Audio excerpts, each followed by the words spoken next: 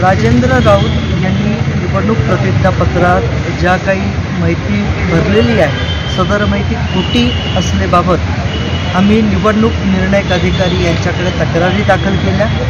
सदर तक्रारीवरती निवडणूक आयोगाने न्यायालयात जाण्याचा सल्ला दिला आणि त्यानुसार प्रथम वर्ग न्यायदंडाधिकारी बार्शी यांच्या कोर्टात 125 लोकप्रतिनिधित्व कायदा आणि BNSS 200-223 नुसार आम्ही तक्रार दाखल केलेली आहे।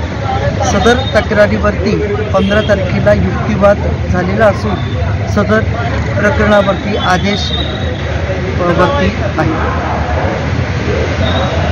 मी विकास कुचेकर, मानवी हक्क संरक्षण जागृतीचा संस्थापक अध्यक्ष। आम्ही मानवी हक्क संरक्षण जागृती संस्थेच्या माध्यमातून या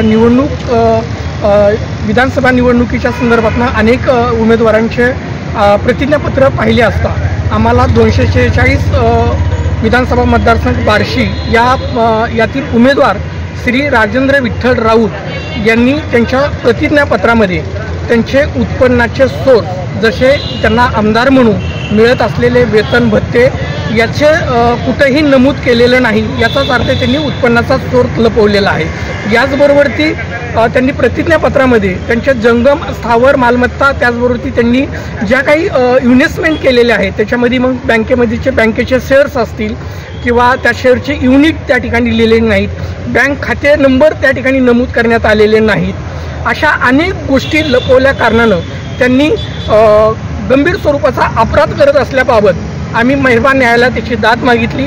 जसं माझे सहकारी डॉक्टर अभिषेक हरिदासांनी सांगितलं की त्यांच्याविरुद्ध आम्ही मेहरबान न्यायालयात दावा दाखल करून ते आता न्यायप्रविष्ट आहे आणि त्याच्यावरती मेहरबान कोर्टाने पुढील आदेश केलेले आहेत।